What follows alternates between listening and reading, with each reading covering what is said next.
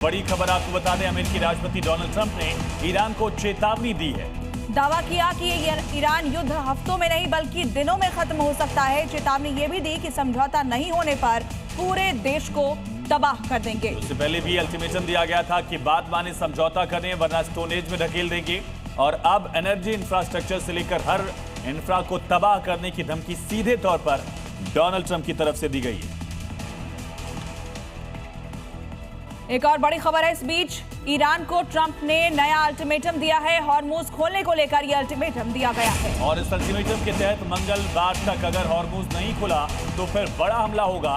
Power plant और bridge पर हमले करेंगे। ये डोनाल्ड ट्रंप का एक्सपोस्ट आप देख रहे हैं, ट्विटर पर पोस्ट किया उन्होंने। और ट्रंप ने ईरान को गाली भी दी। तो हॉर्मुज को लेकर एक बार फिर से डोनाल्ड ट्रंप ने चेतावनी दी है। मंगलवार तक का समय दिया है। अगर हॉर्मुज नहीं खोला गया तो पावर प्लांट और ब्रिज पर अटैक किया जाएगा। और इसी बीच एक और बड़ी खबर है, ट्रंप की धमकी पर ईरान ने भी जवाब दिया। ट्रंप यूएस को नरक में घसीट रहे हैं।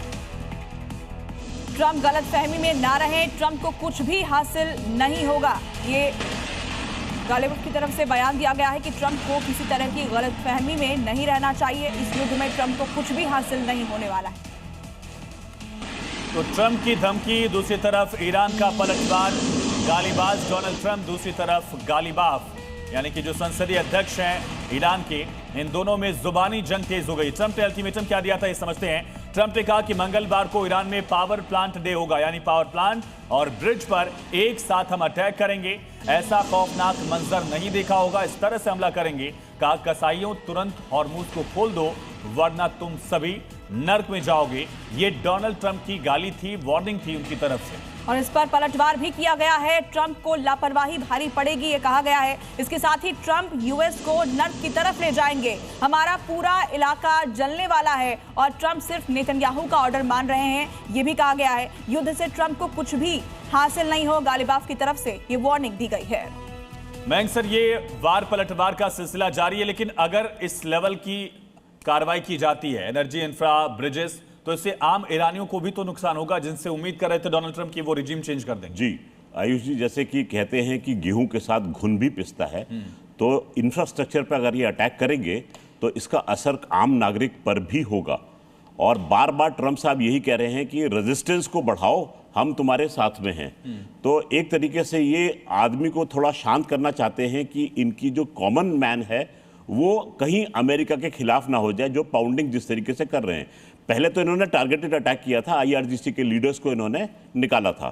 अब इन्होंने क्या किया है, इंफ्रास्ट्रक्चर खत्म करना शुरू किया है, स्टील प्लांट्स पे अटैक किया है, न्यूक्लियर पावर प्लांट के बगल में फायरिंग की है। इसको देख के आम ईरानी नागरिक जो है वो भी दहशत में आ सकता है, और दहशत में आने के बाद में हो सकता है वो आईआरजीसी के लिए सिंपैथाइजर बन जाए। तो इसलिए बार बार लोगों को चेता रहे हैं कि हम तुम्हारे साथ में हैं और हम तुम्हारा नुकसान नहीं करना चाहते, हमारा टारगेट आईआरजीसी है। रोमिंदर सर, लेकिन ईरान भी तो पलटवार कर रहा है। तस्वीरें जितनी अभी तक सामने आई है, अमेरिका ने चाहे जितनी चेतावनी दी हो, लौटेंगे आपके पास, लेकिन इस बीच एक बड़ी खबर मिडिल ईस्ट जंग को लेकर मिल रही है। ये बड़ी खबर पहले दर्शकों को बता देते हैं। सीज फायर पर बातचीत हो रही है, सूत्रों की तरफ से जानकारी है 45 दिन का युद्ध विराम हो सकता है, इसका जिक्र हम कर रहे थे। तो ये बड़ी खबर है, 45 दिन के सीज फायर को लेकर जानकारी। हालांकि वेस्टर्न मीडिया ये ऐसे दावे कर रहा है, ईरान की तरफ से साफ कहा गया कि जब तक युद्ध के नुकसान की भरपाई हमको नहीं मिलेगी तब तक ना हम हॉर्मुज खोलेंगे और तब तक ना हम सीज फायर करना चाहते हैं। ये बार बार विदेश मंत्री से लेकर राष्ट्रपति और ईरानियन एम्बेसडर जो इंडिया में हैं उनकी तरफ से भी यही बयान दोहराए गए हैं। सर, आप इसमें कुछ जोड़ना चाहेंगे? युद्ध विराम की पॉसिबिलिटी दिखाई दे रही है क्या? डेफिनेटली, जैसे आप और हम बात कर रहे थे अभी इस ब्रेकिंग से पहले, ये कुछ चल रहा है कुछ ना कुछ। और अब किसके द्वारा चल रहा है, कुछ डायरेक्ट अमेरिकन के साथ भी हो रहा है, कुछ ओमान के थ्रू हो रहा है दोबारा शायद अब से, और कुछ पाकिस्तान के द्वारा भी हो रहा है, मैसेजेस एक्सचेंजिंग। अब ये सीज फायर होने में तो देखो माना जाएगा कि ईरान सरवाइव कर गया, और अगर ईरान सरवाइव होता दिखता है, खास करके ये जो सब बात कर रहे हैं ना, नरक बना देंगे, नरक बना देंगे, नरक तो बना देंगे ईरान को, पर उसके साथ आपका ये जो मिडिल ईस्ट की गल्फ की कंट्रीज है इनके यहाँ भी नरक बन जाएगा। ये अभी हैवी बम्बार्डमेंट जो जितनी भी कर लें, ईरान को ये सोच रहे हैं कि वहाँ के पुलिस स्टेशंस उड़ा दिए इन्होंने, सरकारी बिल्डिंग्स उड़ा दे रहे हैं, रिसर्च सेंटर्स उड़ा दे रहे हैं, स्टील की फैक्ट्रीज उड़ा दे रहे हैं ताकि स्टील ना बने तो मिसाइल ना बने, ये वो। तो देश की सारी इंफ्रास्ट्रक्चर को ये सोच रहे हम उड़ा देंगे, पानी के प्लांट्स उड़ा देंगे और फिर पावर प्लांट्स उड़ा देंगे और ईरान पूरा अंधेरे में एक हेल टाइप छोड़ के आ जाएंगे ये लोग। तो क्या सोचते हैं उसके बाद अगर सरकार की कमर टूट भी गई तो लाखों लोग हैं यहाँ पे। इसका हाल ईरान का हो जाएगा लेबनान जैसे।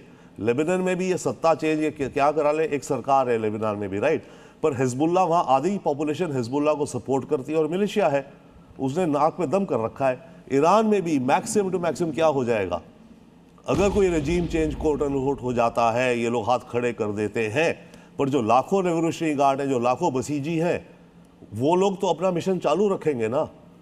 और ड्रोन्स वोन्स बनाने आते हैं, शॉर्ट मिसाइल्स बनाने आते हैं, तो इधर पूरा ये जो आपके दुबई, क्या किसी सीज़फायर के ऑफर को अभी ईरान स्वीकार करेगा, ये इस पर हम जवाब लेंगे आपसे।